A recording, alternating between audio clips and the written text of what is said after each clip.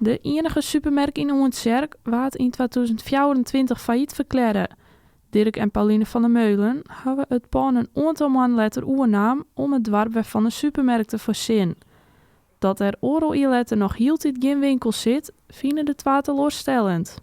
Wij hier ik heel graag Joert al wat oors vertellen wil.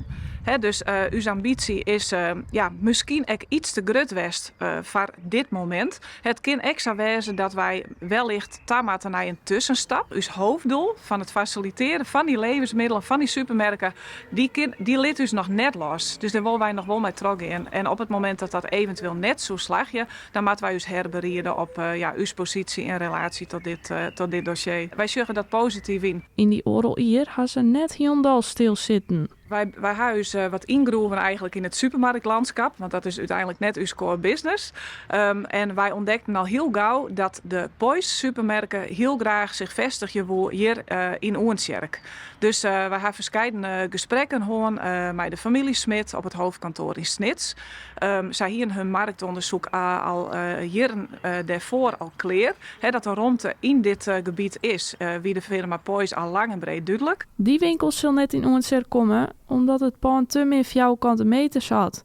Dus ze zochten verder en kwamen met een nieuwe potentiële winkel. Dat is de koopsupermarkt. Die had een formule die we zelfs realiseren kunnen met een uitbreiding op de huidige locatie.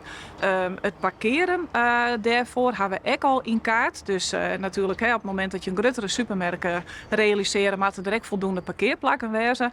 Nou, daarin hebben wij ook alle meewerking gekregen van bijvoorbeeld de basiskwallen die je najslijt. Maar daarin hebben wij ook een meewerkende en een faciliterende gemeente nodig. De eigenaars van het pand willen zo gauw mogelijk actie in de zaak voor de inwoners van het dorp. Op het moment dat we voor de snelheid gaan willen, zullen wij eigenlijk onsturen moeten op koop. Dus bij deze een gouden kans hier in de Trinwaarden voor een koopondernemer. Dus iemand die het altijd nog droomt van een eigen onderneming in een prachtig gebied, wat nog volle meer tot ontwikkeling commercieel de komende tijd. Ja, dan zoek ze meld je hem bij u.